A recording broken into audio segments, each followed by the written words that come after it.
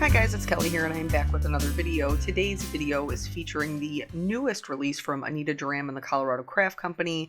This release is completely adorable and I had a very hard time making a choice about what to use for the hop today. So expect to see more of these in the future because I really loved all of them. I thought they were super cute. But I ultimately chose to go with this Dear Santa set, and then I also used the Best Gift Ever Shrew, which did cause me to do some Googling, but that will be on the next video. So let's get some housekeeping out of the way. First of all, this is part of a blog hop for Colorado Crafts. Couple of things they have going on. I will link the blog hop below. They are doing a giveaway of a stamp set for each blog along the hop. They are also doing a bundle giveaway to anybody who shops through our links. So for me, below it'll say Colorado Craft Company Store. That's the link you want to shop through if you want to be entered for the giveaway. The other links will link you directly to the product, but they're not an entry for the giveaway, and they are there really for anybody who is watching this after the point of the giveaway, which I believe is December 4th is the cutoff, midnight Mountain Time. So that's that. Also, for the next 2 days, which is December 2nd and 3rd, they're doing free shipping. There's no code needed for that. It will be, the shipping cost will be removed from your cart as you check out. So that's that.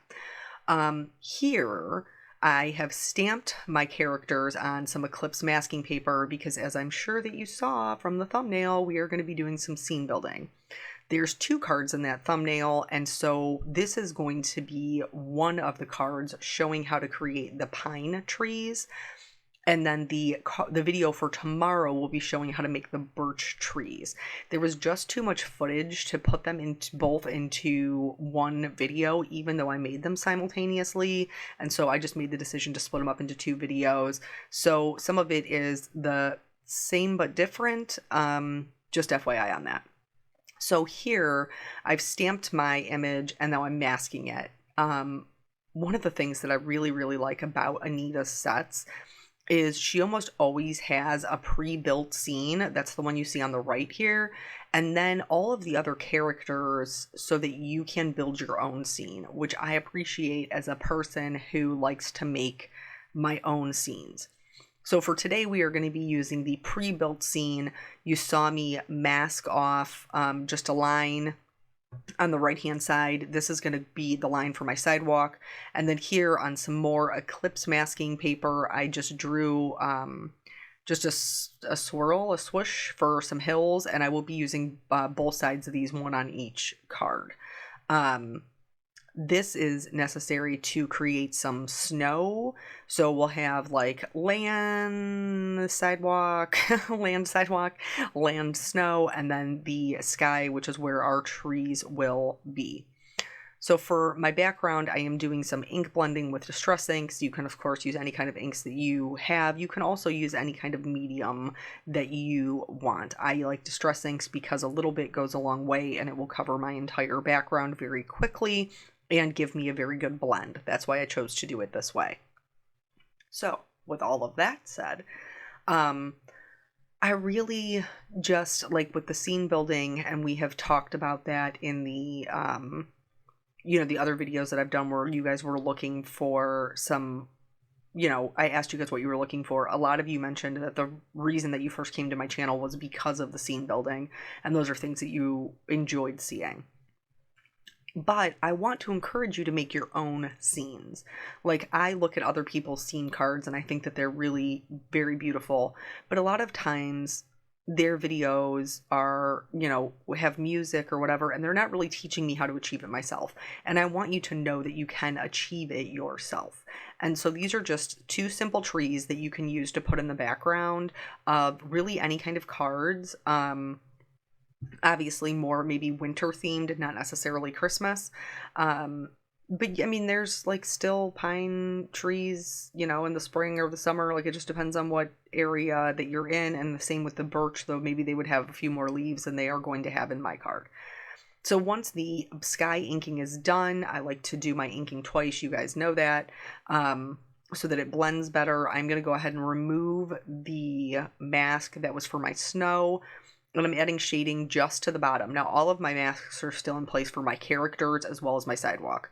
And I added that with just some shaded lilac. And then I went back in and I did add some shading on the other side of the sidewalk as well. The card we're doing today is pretty much just a straight on scene. And this one is a little bit, I don't want to say easier, but it's a little bit easier to like kind of wrap your mind around. Whereas the video we'll be doing tomorrow is for the one on the left hand side, and as you can see, the angle is slightly different, and it's just something else you can do to switch up, making your card a little bit more interesting. So I put my little sidewalk in, and I used a ruler to do that, and then I am filling it in with my lightest color, which is a C1. I apologize for not showing these to you. I used a C1, a C3, a C5, and a C7. All the cool grays, but you can use any grays that you want. And then I am going to go in with my darkest color and put in my shadows. This is actually the C5. That's the darkest one I used for the shading. The C7 I only used to line the sidewalk with. So just adding shading to the left and right of each kind of concrete square. Now you may be saying to yourself, Kelly, why did you choose to do a sidewalk? I wanted to do some more like simple, like the background scenes. Like I wanted to be able to use the trees, but these are very clearly, for the most part, like domesticated animals. They have collars, they have scarts, and so I thought that they would live in an area where they had access to a post office that, or like a little post box that would be on a sidewalk, and that is why I chose that. But you certainly could put it anywhere that you wanted in any type of scene that you wanted. So once that is done, then I am going to move on into adding just a little bit of shading into the snow. And for that, I used a BV02 and a BV000, just to add shading to the left and the right-hand side of the sidewalk. So here I kind of have my scene set up in the background. Now we're going to get onto the trees. These are so simple. So to start, I'm just going to map them out by putting in some triangles with my lightest color. For that, it is a G07. I put in a couple of different trees, and some of them you'll want to put on the snow, and some of them you'll want to put behind the snow. So that way you can see that they, like perspective-wise, that they continue on past this kind of snowy little hilltop, that there's bigger trees in the background, and you can put in as many or as few as you would like. You can put in one and then decorate it all up for Christmas really fancy like. I decided that I was going to put in 5 trees, and that I was going to decorate them for Christmas, but minimal. So now once our triangles are in, I am going to go in, and I like to flick away from myself. Everybody is different when it comes to Copic markers.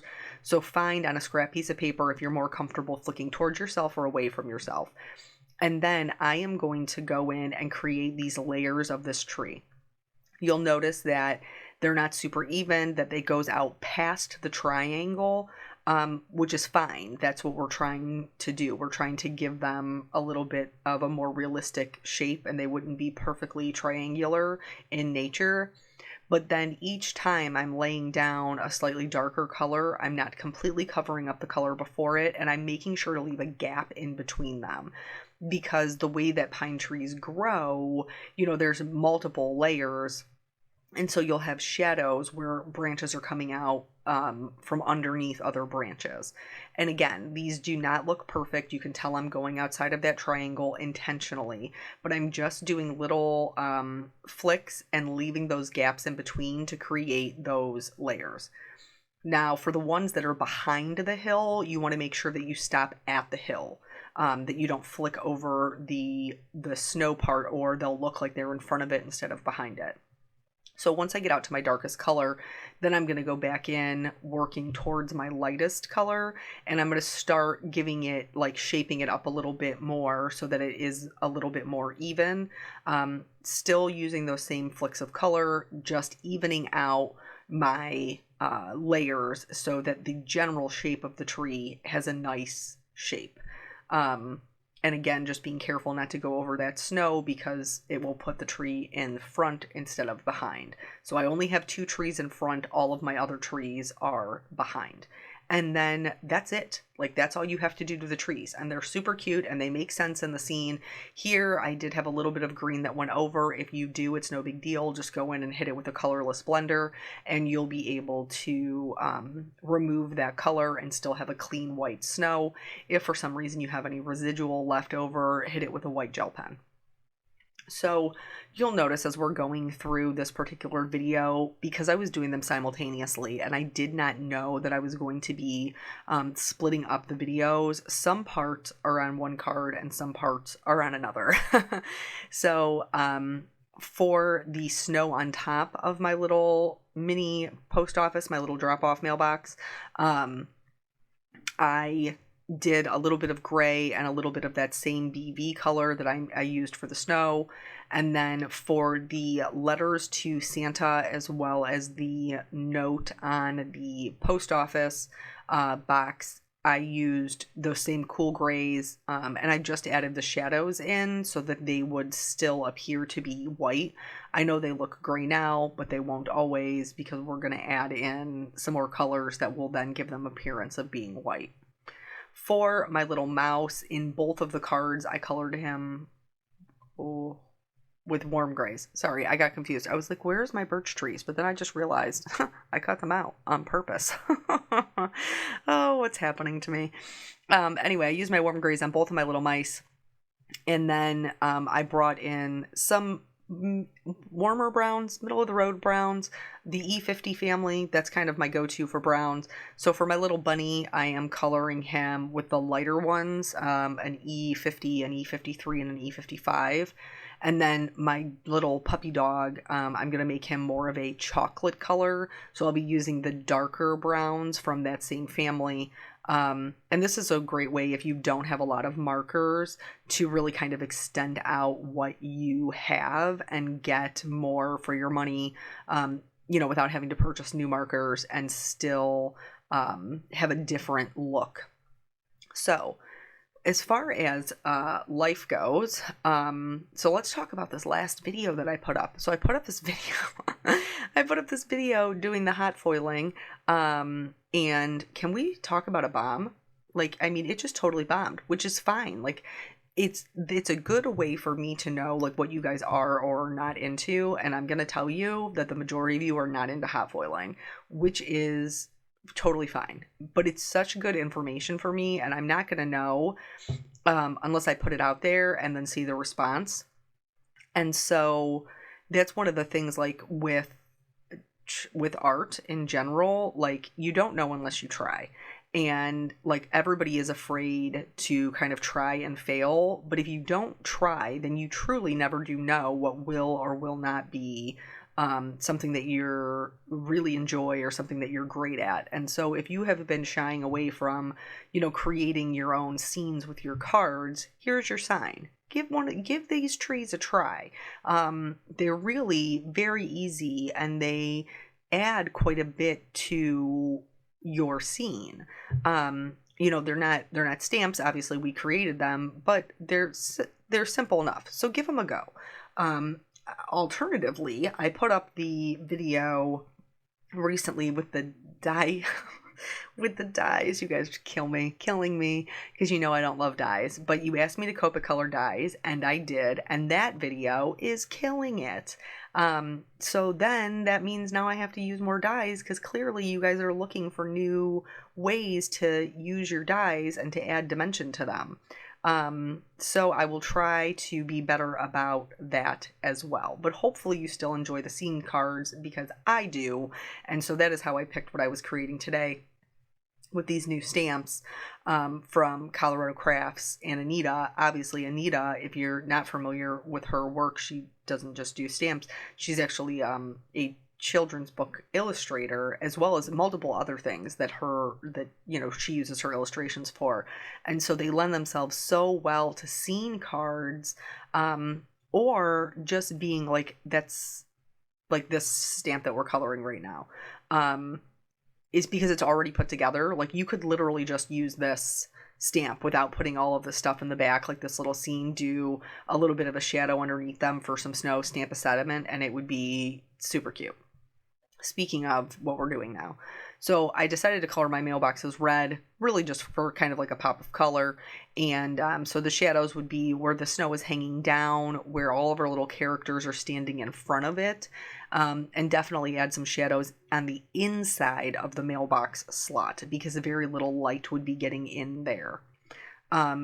If you super love videos and scene making cards, Sandy Allnock has been doing a lot more fine art videos recently, but she did participate in this particular release, and her cards are amazing.